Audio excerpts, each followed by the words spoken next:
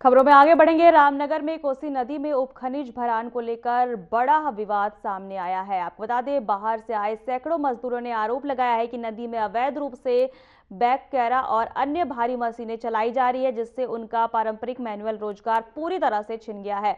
मजदूरों का कहना है कि इसी काम से उनके परिवारों का पालन पोषण होता था, लेकिन मशीनों के चलते वे बेरोजगार होकर लौटने को मजबूर हैं। मामले को लेकर मजदूरों ने उप जिलाधिकारी कार्यालय पहुंचकर ज्ञापन सौंपा है और मशीनों पर रोक की मांग की है। वहीं प्रशासन ने अवैध खनन से जुड़े वीडियो संज्ञान में आने की बात कहते हुए जांच और सख्त कार्रवाई का आश्वासन दिया है। कोसी नदी में कम से कम 1 लाख से ज़्यादा मजदूर हर साल रोजी रोटी कमाने आता है खनन के कारोबार से। अब इस बार भी गाड़ी मालिकों ने बुला लिया इन्हें। बुलाने के बाद इन्होंने मजदूरों के जानकारी के अनुसार बताया जा रहा है कि उन्होंने केकड़े और बैककरे नदी में अवैध तरीके से चलाए जा रहे हैं। इसमें कई सरकारी कर्मचारी भी लिप्त हैं, क्योंकि बिना वक्त के तो कोई चला नहीं सकता। उसके बाद मजदूर बेचारे बेरोजगार हो गए, अपने बीवी बच्चे छोटे छोटे सबको लेकर आए। कहाँ अगर ये केकड़े चलते हैं तो उनके सारे रोजगार बंद हो जाते हैं। अब जब से ये लोग इतने परेशान हैं, लाखों की तादाद में 50,000 से ज्यादा मजदूरों को वहाँ से रोजगार मिलता है। आप कहाँ हैं और क्या मांग? आज हम एसडीएम साहब के वहाँ हैं। एसडीएम साहब आज कहीं शिविर में गए हुए हैं, इधर भगवा बंगर की तरफ, लेकिन हमने ज्ञापन दिया हुआ है उन्हें और ज्ञापन हम लिख के लाए हैं। इसमें 150 से ज्यादा इसमें मजदूर और उनके ठेकेदार मांगे ये है कि बैककरे बंद होने चाहिए। जी जी जी सर, मैं राजपाल बोल रहा हूँ। जी हम लोग को बुला लेते हैं साहब, वहाँ से गाँव से 15, 20, 50 लोग आए हुए हैं। ये लोग मालिक लोग बुला लेते हैं। पहले तो 10 बात काम चलाते हैं, फिर उसके बाद में लेबर की हाल से चलाते रहते हैं। जब लेबर भतेरी पे काम चलता रहता है, फिर ये केकड़े लाते हैं। इससे सारी लेबर मजदूर सब बेकार हैं, हम बेरोजगार हैं, भूखे मरने के आकार पे आ गए हैं साहब। क्या करें, हम लोग सब परेशान हैं साहब। क्या मांगे आपकी? मांगे है साहब, ये केकड़े बैककरे नहीं चलने चाहिए।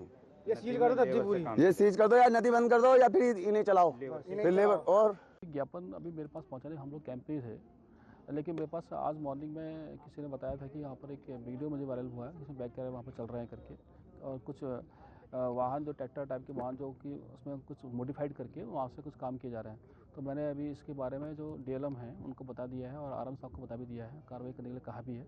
इसमें अच्छा छापामारी करने की भी करेंगे। अभी मैं सुबह मॉर्निंग में गया भी था, अभी कालू सिद्धि मंदिर साइड से था, उस साइड में अभी कोई मुझे वाहन मिला नहीं इस टाइप से। जो भी अवैध रूप से करेंगे उस पर निश्चित रूप से कार्रवाई की जाएगी। देखिए, बैककड़े तो जब से सरकार ने नदी सारी नदियों का खनन एक कंपनी को दिया है, शायद हैदराबाद की है, कहाँ की है, और तब से ही चल रहे हैं और लगातार चल रहे हैं। और इस बार भी जो है सरकार ने जो वादे किए थे कि लोगों को काम मिलेगा, लेबर नदी तक पहुंच गई, लेकिन उन सबको वापस जाना पड़ रहा है। और जिस तरह से वीडियो आया है वो आपने देखा है। मैं तो 1.5 साल पहले इस मुद्दे को उठा चुका था कि नदी में जो है तब तो पोकलैंड और जेसीबी चल रही थी, बैककड़े भी चल रहे थे। तो ये सरकार उत्तराखंड के सीने को बिल्कुल चीर फाड़ करके जो है लहूलुहान कर देना चाहती है। जो मानक हैं सके जो रोजी रोटी दे न सके जो सरकार रोजगार। सितारगंज के विधानसभा शक्ति फार्म में बंगाली समुदाय के सामाजिक और सांस्कृतिक विकास के उद्देश्य से बंग भवन निर्माण को स्वीकृति दी गई थी। इस परियोजना के लिए 151.80 लाख की राशि जो है स्वीकृत की गई है। इस बंग भवन का लोकार्पण कैबिनेट मंत्री सौरभ बहुगुणा द्वारा किया गया। कार्यक्रम में पूर्व मुख्यमंत्री विजय बहुगुणा विशेष रूप से उपस्थित रहे। ये बंग भवन बंगाली समुदाय के लिए एक अस्थायी सामाजिक और सांस्कृतिक केंद्र बनेगा। सरकार सभी वर्गों के विकास के लिए समान रूप से कार्य कर रही है। ये परियोजना मुख्यमंत्री की दूरदर्शी सोच का परिणाम है। इससे बंगाली समाज को अपनी सांस्कृतिक गतिविधियों के लिए एक सशक्त मंच मिलेगा। बंग भवन के निर्माण से शक्ति फार्म क्षेत्र में सामाजिक समरसता और सांस्कृतिक गतिविधियों को नई गति मिलने की उम्मीद जताई जा रही है।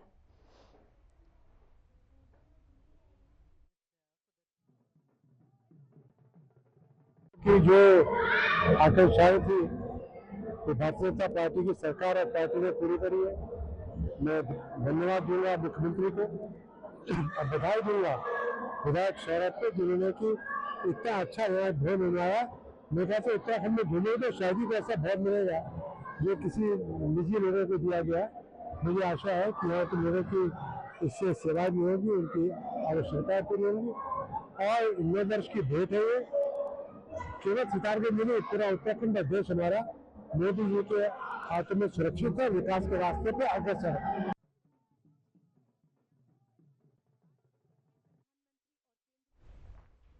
रामनगर की कोसी नदी में उपखनिज भरान कार्य को लेकर बड़ा विवाद सामने आया है, जिसके चलते बाहर से आए सैकड़ों मजदूरों ने और प्रशासन के खिलाफ नारेबाजी करते हुए आरोप लगाया है कि कोसी नदी में अवैध रूप से बैककेरा और अन्य भारी मशीनें चलाई जा रही हैं, जिसके कारण वे बेरोजगार हो रहे हैं। तो वहीं इस दौरान आंदोलन का नेतृत्व कर रहे आरटीआई कार्यकर्ता देवविश ने बताया है कि हर साल कोसी नदी में करीब 50,000 से लेकर 1 लाख तक मजदूर उपखनिज भरान कार्य के लिए आते हैं। तो वहीं इस मामले में कांग्रेस के पूर्व विधायक रणजीत सिंह रावत ने सरकार पर गंभीर आरोप लगाते हुए कहा है कि जब से उत्तराखंड की नदियों का खनन एक हैदराबाद की कंपनी को दिया गया है, तब से लगातार नदियों में बैककेरा और अन्य भारी मशीनें चलाई जा रही हैं।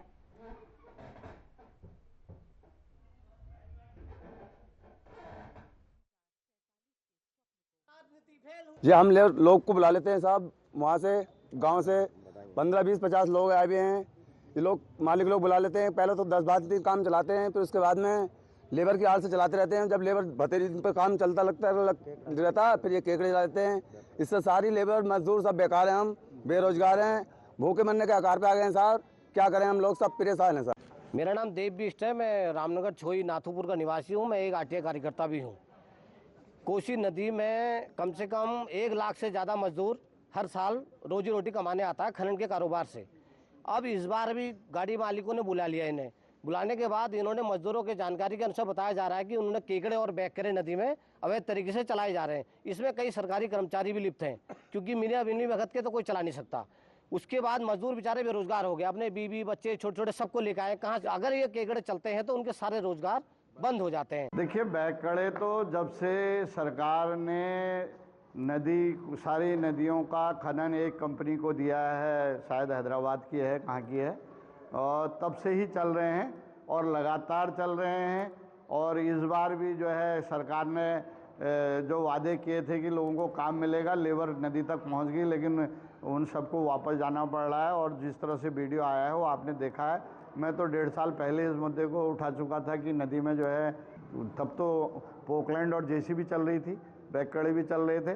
जो बेरोजगार हो गए और उन्होंने इस पर प्रतिबंध लगाने की मांग की। देखिए, अभी ज्ञापन अभी मेरे पास पहुंचा नहीं, हम लोग कैंप पे थे, लेकिन मेरे पास आज मॉर्निंग में किसी ने बताया था कि यहाँ पर एक वीडियो मुझे वायरल हुआ है जिसमें बैककेरा वहाँ पर चल रहे हैं करके, और कुछ वाहन जो ट्रैक्टर टाइप के वाहन जो कि उसमें कुछ मॉडिफाइड करके वहाँ से कुछ काम किए जा रहे हैं। तो मैंने अभी इसके बारे में जो डीएलएम हैं उनको बता दिया है और आरएम साहब को बता भी दिया है, कार्रवाई करने के लिए कहा भी है।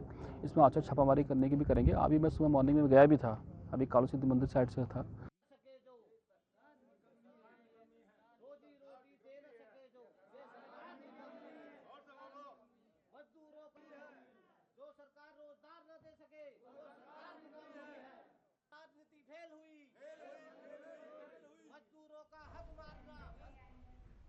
रामनगर हल्द्वानी मार्ग के ग्राम गेबुआ के समीप एक बाइक और कार की जबरदस्त भिड़ंत हो गई, जिसमें बाइक सवार एक युवक की मौके पर ही दर्दनाक मौत हो गई, जबकि बाइक पर सवार 2 अन्य युवक गंभीर रूप से घायल हो गए हैं, जिन्हें इलाज के लिए अस्पताल भेजा गया है। इस घटना से मृतक के परिवार में कोहराम मचा हुआ है और पुलिस पूरे मामले की जांच कर रही है।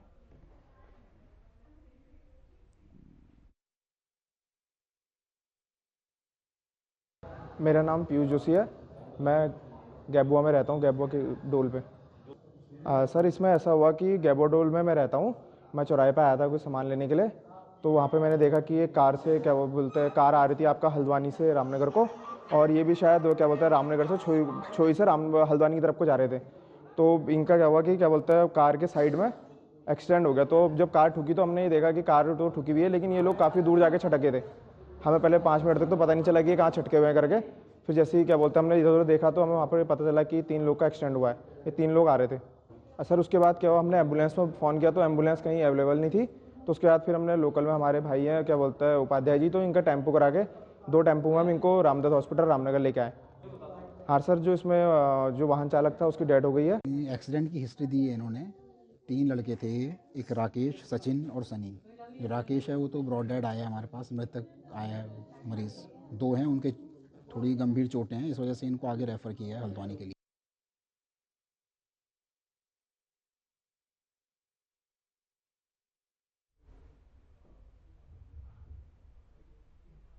फिलहाल वक्त तो चला है छोटे से ब्रेक का।